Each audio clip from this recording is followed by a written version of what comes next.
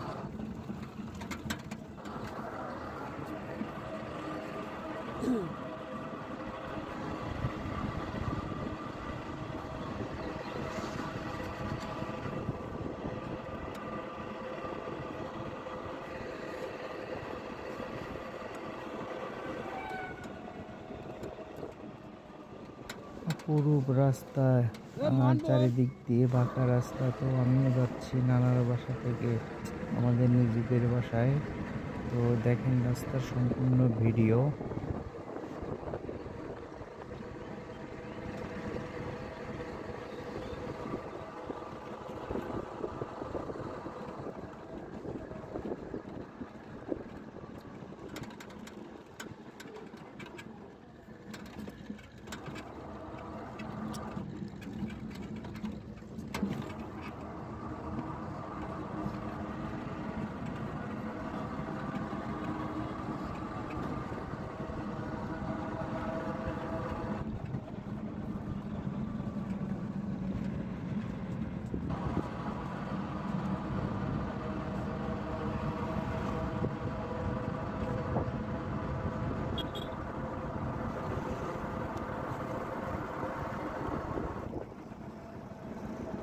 আমরা উধুনিয়ে গেছিলাম, এখন বাংলাপাড়ায় চলে আসবো, তারপরে চলে যাব মোহনপুর।